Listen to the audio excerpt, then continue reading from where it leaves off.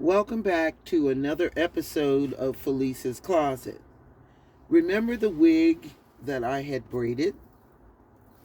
And I haven't cut the bangs yet, so I decided to try some other hairstyles that would be cute to wear prior to me cutting it or even after I do it. So I've come across this one style and it's really simple. Very, very simple. This would be good to do with your braids. I notice a lot of women are wearing cornrows, which are great. They're not as heavy as traditional box braids. But they've been doing some very intricate styles and really pretty. But at the end of the braiding, they're doing like a top knot or something else. But they're not really exploring the possibilities. So today, I just kind of want to go over what some of those can be. Like today, I'm just going to do a simple two-part style that's very cute. This would be cute for little girls who have braids in their hair or their own natural hair. But this is really more geared towards people with braids in their hair because it's a braided wig. So first off, in wearing this, I love it, but sometimes when I'm working, it gets in my way. It falls in my face. And I notice the wig hair falling in my face feels different than my very own hair falling in my face. My very own hair falling in my face falls away from my face, so it really doesn't get in the way. But the wig hair, for some reason, falls in my face in a way that's irritating. So I've been doing other things with it to hold on to not cutting it yet. And they've been irritating, but nevertheless, I've been trying different things. So this is a two-part style. First, I'm going to take pieces of the hair that are towards the front, whereas my problem is where it's falling into my face. And I'm just going to do a flat twist. See, I'm taking one piece, gathering up another piece under it, and flipping it over it. And I'll just keep adding another piece to that first piece to wrap it. And then I will grab another piece onto the hair that I've already wrapped and mix that in with it, grab it like so, and wrap it around. You see, and this is real easy, but you see how it will look, and with the variations of white hair, it's going to come out, kind of interesting, kind of forms a pretty pattern. So this is what I'm doing to one side, and I'll go all the way around to the back, leaving some hair out at the bottom. So I've twisted this and grabbed yet another piece and add it to it, because now it's getting short. So I'm adding it to it from the bottom side, okay, and add it on to make it longer.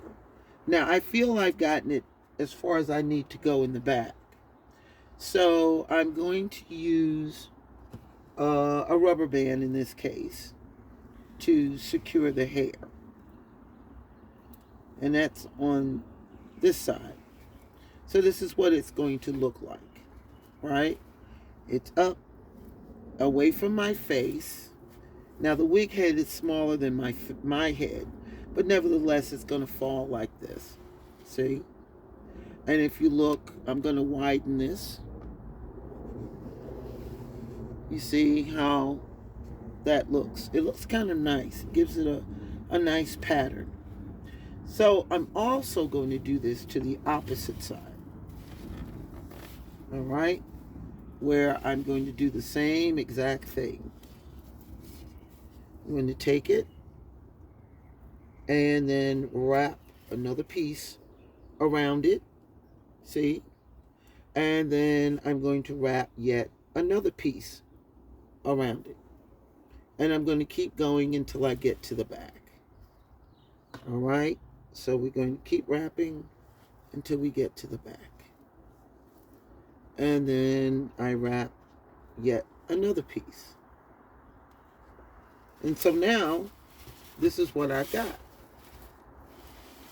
Okay, both pieces are wrapped like so, loosely. And then I'm going to join them together. So this is what I've got.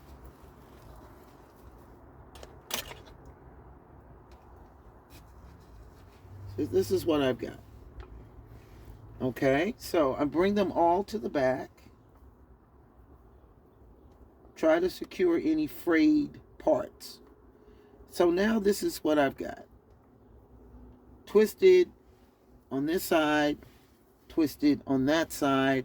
And because of the different highlighted pieces, you see it gives it a nice contrast. See? Now, the next step is I'm going to hold it securely in my hands so that it doesn't unravel. But I'm going to take this rubber band off. Okay, you see that? I've taken it off. And now I'm securing both sides with this rubber band. See? And that's secured. It's not going anywhere. It's not going to be in my face. And it also has a nice contrast with the highlighted braids and the darker ones. So we get a really nice look. See that? And it's interesting. It looks really pretty in the sunlight. Now we're going to add another touch to this. So we've got this one. So I decided, well, I want another one. So we got another one that starts like that, goes like this, and just flat twist all the way down. So now we've got two. We got one on this side, and now we'll secure it.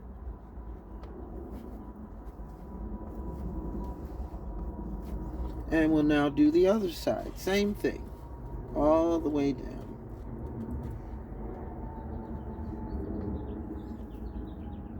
And just twist and go.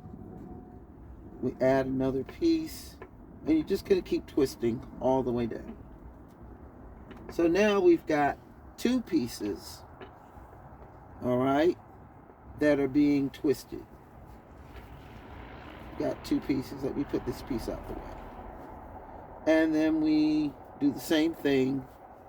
We secure them to each other. So now we've got two flat twists. And there we go. So we got two. One up here and one here. And the next part is real simple. And you can add ribbons, bows, any decoration you want to where the rubber band is. You can keep the rubber band there, or you can cover it over with something else, a ribbon, bows. This time of year, little girls and their bows. All right, all I'm going to do, and you see this is out like this. So you got one, you got two. All I'm going to do is a simple flip. I'm taking this and inverting it and pulling it through. That's all I did. That's it. Take it, invert it, and pull it through. You see?